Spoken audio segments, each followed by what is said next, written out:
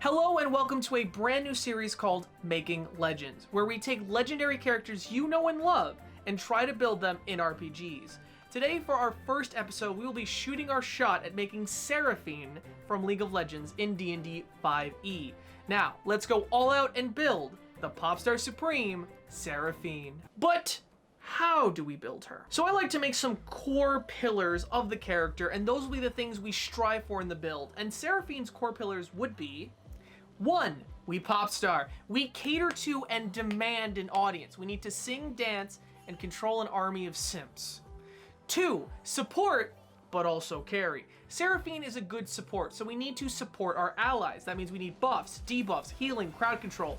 But it doesn't all have to be healing. You can sneak in a Lich Bane into the build. Your carry won't notice until you steal 8 of his kills, and by then, you're the carry. 3. Finally, we need her League kit. I'm talking close approximations for her 5 League abilities and maybe some core items along the way. For stats, we're going to use a standard point-buy system. You can find a calculator online. Charisma should be the highest at 15. You're a pop star. You're charismatic. Of the 150 plus champions in League of Legends, only 4 of them have charms. 2 of those 4 are furries, and 1 of them is a demon. So that makes you the most charming person in Runeterra by default. The only people that hate you are, well, the League of Legends community. Next is Dex at 15. You're lithe and you come from Zon, which I assume means you're good at running, and you probably need acrobatics for dancing or something, so. Plus you balance on a tiny floating stage. After Dex is Khan at 13. This one's a bit of a treat for us. Look, she's frail, but no one ever wants to dump Khan. You need it to stay alive and keep concentration spells. Maybe your Seraphine is a bit chunkier, or reskin the extra HP as a shield that she puts up. Next is Intelligence with 12. You went to the City of Progress, Piltover, the most technologically advanced place in Runeterra. Just hope they didn't leave out the part about the Crystal People genocide. You also do machines, but your parents did help you with most of your tech, so that's why we're leaving this where it is. Next, we're going to dump Wisdom to 8. You can hear people's soul songs, but you're a bit naive to think you can unite 2 cities with beef by singing to them. Lastly, dump Strength to 8. Your petite body may sell skins, but I don't think Seraphine's lifting any boulders anytime soon. Now, Seraphine is a human, a weird one. One might say a variant human, which means you get a feat. I would suggest the Inspiring Leader feat, which lets you do a performance to give your allies temporary HP. Or you could take something like Magical Initiate to pick up some cleric spells, like Guidance, Spare the Dying, or Cure Wounds. Variant Human also gives you 2 points in your ability scores. I would put it in Charisma and Con, because you need it to stay pretty and stay alive. After that, we have a couple options for background. We could go Performer, but okay, listen, spoilers. We're going Bard, and the Performer background really doesn't give anything to a Bard. You already can take Performance, you already get Instrument, and Bards don't actually need Instrument or Performing to do anything, so it really doesn't give you much. So we're gonna go with Street Urchin, which gives you proficiency in Sleight of Hand and Stealth, not to mention a Disguise Kit and Thieves' Tools. You grew up in the streets of Zon, and who knows, maybe your Seraphine picks locks. Her lore didn't say she didn't pick locks, her lore didn't say much of anything. As for alignment, I think we're gonna go with neutral good. She seems to have a good heart and tries to do the right thing, but again, we haven't really seen her do enough to say if she's lawful or chaotic. So let's start with the build. I don't think anyone is surprised here that we're starting with Bard. Bard gives you proficiency with 3 skills of your choice. Let's pick up Performance, Arcana, and Persuasion. Level 1 Bard also gets Bardic Inspiration, which gives you a D6 to give to your friends as a bonus action that they can use at any save, ability check, or attack roll. You can use this up to your Charisma modifier, which is only 3 at this point. Bards also get a bunch of spells, including 2 cantrips. For that, we're taking Prestidigitation, which lets you do a whole plight of magical effects, little pyrotechnics, blowing wind in your hair. Read up on this spell, it's pretty great. We're also going to get Dancing Light. I think this fits Sarah more than regular lights to see in the dark, and maybe use them as background dancers. We also get 4 level 1 spells. Oh boy. We're going to pick up Unseen Servant. This spell creates a mindless, formless servant to do simple things like hold your equipment or tell you your hair is pretty. It has 1 hit point and 2 strength, but it will follow your every command. This is our first simp. It could be a coworker, it could be a neighbor, a farmer, a guy that lingers a little bit too long while you're waitressing. Listen, we don't choose our simps choose us. Next, we're gonna take Charm Person, a classic. You force enemies to make a will save or they are charmed by you, which means you can tell them to do anything short of harming themselves. Just be careful, after the hour duration, they will know you charmed them, so try to get everything you can out of them quickly. Next, we're going Heroism, which gives a willing target immunity to being fear and temporary hit points equal to your charisma modifier at the start of every turn, depending on concentration. Spam your shield on your allies and make your simps fearless. Final spell for this level is Fairy Fire. You create a magical light show in a 20-foot square, and all creatures that fail a dexterity save instead have all attacks against them have advantage. Wow, that's a mouthful. You do the spell, they fail the check, you got advantage to attack them. Easy peasy. As long as you can keep concentration, that is. So you can't have this up while Heroism is up, for example. It also reveals all creatures that are invisible, in case you have an invisible pop star that's doing weird things with the Void Staff and you want her to stop. At level 2, bards get Jack of all trades, which allows you to add half your proficiency modifier to all skill or ability checks that don't already include it. Listen, you're a Mary Sue. Don't deny it, just accept it. Live it up, be good at everything. You also get Song of Rest, which gives you and your allies an extra D6 to heal when they spend hit dice to heal on a short rest. Hit them with your covers, just no Wonderwall, please. For this level spell, I just realized we don't have any healing, so let's fix that. Let's get Cure Wounds, which heals a creature 1d8 plus your charisma modifier. It's not the best, but listen, you're not Soraka. We'll get there. Hold on. Level 3 bards get Expertise, which allows you to double your proficiency modifier in 2 skills of your choice. Let's take Performance and Persuasion. Wait, I can already hear you. If Performance is nothing for a bard, then why are we investing in it so heavily? Listen, because you're a goddamn pop star. I don't give a damn. Meta be damned, you are getting your plus 17 to Performance by the end of this build.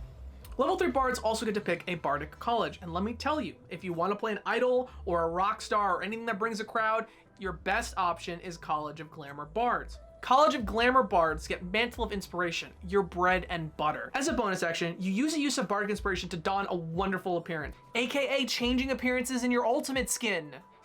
This allows you to give a number of allies up to your charisma modifier 5 temp hit points, and they can immediately all take another move action. They can use this to rush up at enemies or to swarm you to get your autograph, you know, make a line, am I right? This is your team-wide shield, and it's only a bonus action. You still have your action to cast another spell to help out your team even more. They also get Enthralling Performance, which allows you to spend a minute rap battling and choose a number of people equal to your charisma modifier who have to make a wisdom saving throw or literally idolize you. You can get up to 5 simps to do your bidding. They can speak nice about you, hinder your enemies, shower you with the love and affection you never got from your parents. It's amazing! For this level spell, we are grabbing Enthrall, forcing a creature to make a wisdom saving throw or have disadvantage on perception checks for anyone but you. Let's say you have a sneaky rogue assassin who needs to sneak by something, start chatting up the guard, or you can use this to draw attention away from your sorcerer who dove way into far into the back line. Level 4 bards get an ability score improvement. Bump your charisma up to 18. It's the only thing we need. Your spell saves DC, all of your spell stuff, your charisma stuff, just we need it as high as possible. You also get a spell. May I suggest? Suggestion. Forcing yet another wisdom save, or a target has to do a very simple command. You can't make a creature willingly hurt itself, but you can tell them to open the door for you. For this cantrip, we're going with Vicious Mockery, forcing, you guessed it, a wisdom saving throw, or the target takes 1d4 psychic damage and disadvantage on their next attack. Listen, you're working up there now, you're getting a lot of simps, and sometimes you need to put a simp in their place. You send feet pics when and if you want to send feet pics. It's time for a multi-class! Now you may think this pop star is all bard, but she's from Piltover, the city of progress, with more hex tech, magitech than anywhere else. She rides a flying stage powered by crystals. She does technology. I think you know where I'm going with this. So we're going to take a level in Sorcerer. Had you go in there, didn't I? Level 1 Sorcerers get a bloodline. We're going with the Clockwork Soul Sorcerer bloodline. That's right, I brought it back. Clockwork Sorcerers get the ability to restore balance, which lets you choose a roll that has advantage or disadvantage and nullify it as a reaction amount of times equal to your charisma modifier. See, we're a Clockwork support. It's actually perfect for Seraphine. Deny enemies advantage and let your sheriff friend shoot from extra far range or something. I think the flavor of this class is like you had an ancestor who did it with a clock. I think your DM will be fine saying it's just because you're from Piltover, or it's like Heimendinger turrets you're throwing or something. Sorcerers get 2 spells and 4 cantrips. Let's go with Message for our first cantrip. This lets you whisper a short sentence to any creature you see. Use this to flame your jungler or yell at your carry for taking your farm. That's right, your farm. Let's also take Acid Splash. This allows you to target 1 or 2 people if they're within 5 feet with each other, and you force them to make a dex save or take 1d6 damage. Actually, you're level 5. It's 2d6 damage. That's right. Remember that cantrip scale with your total level, not class levels. So this will give us a little bit of that Q AoE damage. We can also take Mending to repair any machines of ours that gets broken. She could use a drill. Let's also take Mage Hand as a treat. It's basically tiny telekinesis. Use it as creatively as you can think. For the first level spell, let's take Magic Missile. Summon 3 magical missiles that deal 1d4 plus 1 force damage and cannot miss. These are your empowered auto attacks. Get autoing. Finally, for this level, we're taking Color Spray. Roll 60-10 and you can blind that many hit points worth of targets in a 15-foot cold. Listen, you can't charm everyone, but you can try to blind anyone. Let's do it with some style. That's a lot of spells already. Why did I make my first video doing a full caster? Speaking of which, we are multi-classing spell classes, which means you can look at the multi-classing table in the handbook to see how your spell slots work. Both classes are full casting. That's really easy. You basically have the same spell slots as a full wizard of the same level. Up next is the second level of Sorcerer, which gives you sorcery points equal to your sorcerer level, which lets you use them to regain spell slots. But that's not why we want them. It's a secret tool that'll help later. We can also grab another spell. Let's grab Shield, which gives a +5 bonus to AC as a reaction because... okay, let's be honest, you don't have the most armor class, you are very squishy, and it is very possible that you've already died before hitting level 6. Level 3 sorcerers get meta magic, the whole reason we're here. This allows us to spend our sorcery points on super duper magical effects, like Quicken Spell, which reduces the time it takes to cast a spell by 1. This is your double spell. Want to cast the spell twice? Quicken 1 to a bonus action, then cast the same spell with your action. Now you don't have to choose between buffing or debuffing. Do both! We are also taking Distance Spell, which doubles the range of a spell you can cast, so you can cast your ultimate from even further away. We do get second level spells now, so let's take Misty Step, which allows us to teleport instantly 30 feet away. This is your Flash Summoner spell from League of Legends. Get the hell out of there, I just told you how squishy you are. Level 4 sorcerers get an ability score improvement. Max out your charisma. It helps you do everything you want to do, but survive. But it's fine. For this level cantrip, we can pick whatever we want, really. Minor Illusion if you want to get some more pyrotechnics, or Firebolt for better damage. This level spell, we're taking Detect Thoughts to learn the surface level thoughts of a creature, or make them take a wisdom save to probe deeper in their mind. This is Seraphine's lore power of hearing the songs in people's hearts. You need to know what people want if you're going to give them what they want. They want a what? A what? What is a Zigga Zigga Ah? Here at level 8, we're kind of already finished. We have 20 charisma, and we have spells for all of Seraphine's main abilities, including Flash. So we could stop here. But you don't quit while you're ahead. You want more. You were born to sit on the throne. You are ambitious and you are never satisfied. And no one is ever taking you down, down, down, down. Unless they hit you really hard or medium hard. So we're gonna go all the way to level 20. Let's see how strong Seraphine can get in Dungeons & Dragons 5th edition. So, next we move on to the 5th level of Sorcerer, which gets nothing. But we do get a 3rd level spell, and we are taking Fireball, which forces a dex saving throw on a 20-foot radius or inflicts 8d6 damage. We're taking Fireball because... okay, Seraphine doesn't shoot fireballs, but... listen, it's D&D 5e. If you're not taking fireballs and you're a sorcerer, you're just playing the game wrong. Sorry, I don't write the rules.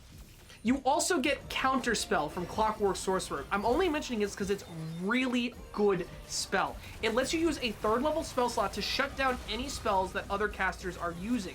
If they're using a spell that's higher than 4th level, you can still counterspell, but you have to roll and beat it, which you have maxed out charisma. Counter all the fucking spells. Next, we are finishing off Sorcerer with Sorcerer level 6. Here, Clockwork Sorcerers get Bulwark of Law. You spend up to 5 sorcery points and make a shield around you and all nearby allies. And when they take damage, you roll the sorc points as d8s and you reduce the damage taken by the amount you roll. This is our Locket of Solari or Holy Grail. It's a great ability, but you are very limited on sorcery points, so be careful between this and your meta magic. We also get a spell this level. Let's take Fly. It is the best we can emulate flying around a stage. It's not perfect, but it gives you a flying speed of 60 for as long as you maintain concentration.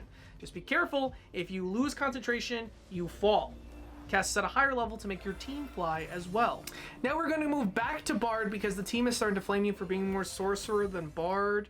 Level 5 Bard, increase our Bardic Inspiration dice to 1d8 and get Font of Inspiration, which lets us recover all Bardic Inspiration dice on a short rest. For this level spell, we are taking Hypnotic Pattern, which makes any creature who can see our 20-foot performance make a Wisdom saving throw or be charmed. Take a shot every time I say Wisdom saving throw or be charmed. I'm kidding, don't do that. Enemies charmed in this way are incapacitated and have 0 movement. At 6th level, College of Glamour Bards get Mantle of Magistry. You can cast Command as a bonus action, and you can keep casting Command for free as a bonus action for a minute or until your concentration fails. And anyone who is charmed by you automatically fails this command save. This is your simp ability. You can literally command simps to grovel at your feet. You can even get a wizard to cast Flying Disc so you can actually ride on a flying stage. I suggest charming someone before swords start swinging and force them to either run away or provide you cover. For this level spell, we are taking Tiny Hut. That's right, Tiny Hut. It's a 3rd level Bard spell that makes a small trailer that can fit up to 9 band members and lasts up to 8 hours. Take a fiver, but for 8 hours. It's great. 7th level Bards get 4th level spell, like Dimension Door, letting you and up to one other creature teleport up to 500 feet away. This is your teleport. Use it to get out of trouble, or use it to get in trouble. 8th level Bards get an ability score improvement. Bump up your con for health or your dex to be harder to hit. You desperately need both. If you don't care about surviving, you could take the skilled feat instead. For this level spell, we are taking Tongues, which allows you to understand any language and anyone can understand you. This will help anyone enjoy your singing. Although I do enjoy K-pop, and I don't know a word of it, so... Level 9 Bards increase their Song of Rest to D8s and get 5th level spells. Let's take Dominate Person, even though that's more of an Eve thing. Listen, you can be a top if you want to. I believe in you. This spell, you guessed it, Wisdom saved or be charmed. A charmed person from this spell has a telepathic link for you, and you can finally tell them to fight for you. This time, the ADC dies for you. 10th level Bards upgrade their Bardic Inspiration D10s and get Magical Secrets, meaning you can pick 2 spells this level from any class.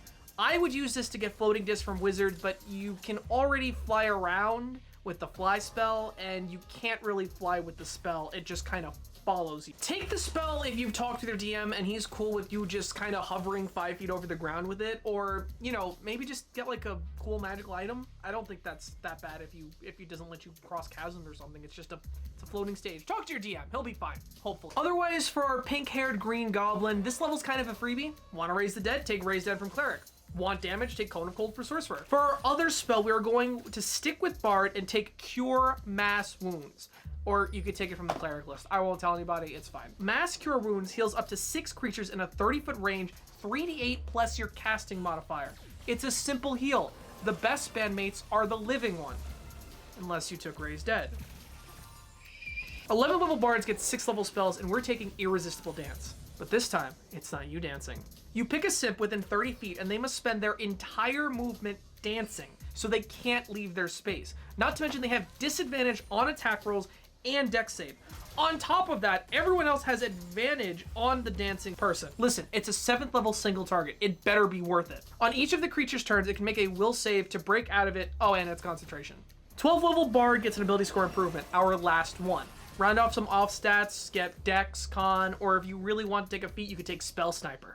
We also get a spell, so let's get Mass Suggestion, which is like Suggestion, but up to 12 people. My suggestion for this spell, make everyone do the Macarena. It'll be hilarious, I swear. 13th level Bard upgrade their Song of Rest to D10s and get a 7th level spell. Let's pick up Regenerate. Pick a creature. It instantly restores 48 plus 15 hit points and recovers a hit point every round, or 10 hit points per minute. Guess what? You started by stealing Sona abilities, now you're stealing Soraka abilities. No one is safe. And our final level will be the 14th of Bard, which gives you Unbreakable Majesty from the College of Glamour. In addition to the command state you get at level 6, you get another form you can take with a bonus action. For a minute, whenever a creature tries to attack you for the first time, it has to make a Charisma saving throw versus your spell save DC or be forced to attack something else. So those ugly fighters have to roll Charisma and beat a 19 to hit you. Good luck with that. Indomitable? What's that? Shut up. Even if they do make the save, they have disadvantage on saving throws versus your next spell next turn. And you have a lot of those. You get the presence back on a short rest. So unless you're doing a mega dungeon, you can probably have this up almost every combat. We also get more magical secrets, 2 more spells. And now that we have access to 7th level, let's get Firestorm from Sorcerer. That's right, you're level 20, you're the carry, you got the death cap, you are no longer baby, you want power. Firestorm marks up to 10 10-foot cubes to rain fire on, forcing targets to make a dex save or take 7d10 fire damage. Half as much as they succeed, and of course, it's a Firestorm, you ignite anything you touch, it burns. For your last and final spell, I would take Prismatic Spray. Because it's pretty. You shoot a beam of colors in a 60-foot cone, forcing each creature to make a dex save. You roll a d8 to determine what color kills them. Really. 1, red, 10d6 fire damage. 2, orange, 10d6 acid damage. 3, yellow, 10d6 lightning damage. 4, green, 10d6 poison damage. 5, blue, 10d6 cold damage. 6, indigo. They are restrained and must make a con save 3 times to break out. And if they fail 3 times, the light turns to stone and petrifies them. 7, they are blinded, and they must make a wisdom save to get unblinded. If they fail, they get warped to a random plane, but they're no longer blinded. 8, the target is hit by 2 rays. Needless to say, don't point this at anything you want to live. Now we are finally done with the build, but how good is it? In terms of goodness, you have one job and you're great at it. You're the support. You have healing, crowd control, the shielding. You even have control over advantage, which is a very rare thing. Not to mention a ton of spells and skills that make you amazing outside of combat. You are a full caster with access to 9th level spell slots and 22 known spells across 4 spell lists. You will either be really loved or really hated by the party. Hey, you're even polarizing like Seraphine. On top of that, you have a little bit of damage. As a treat, all of your class and subclass abilities make you a support, but that doesn't mean you can't take people's kills. Now the bad. While few can resist your charms, if they are outright immune, you're in trouble. There are a lot of things like Undead and Construct that aren't a fan of your music, so a lot of your crowd control goes into the garbage. Not to mention, if they close the distance, they are taking you down, down, down, down, down. Did I use that joke already? You are very squishy with around 16 armor class and maybe 100 HP. A wizard could magic missile and power word kill you in pretty much turn 1. But that's why we have a party. I suggest joining an established party of damage dealers that need a little support. Maybe like a Kitsune Sorcerer, Armorer Artificer, Tiefling Druid, or like a Rogue Assassin. I don't know why that came to my head. It's just... But start a band, become a global superstar sensation, and together become the baddest. That's it for me, guys. If you enjoyed the video, please like and subscribe. It helps me out a lot and lets me know that you want more of this content. And leave a comment if you like or didn't like the build. And what would you do different? Did I miss something? Let me know down in the comments. Thanks for watching.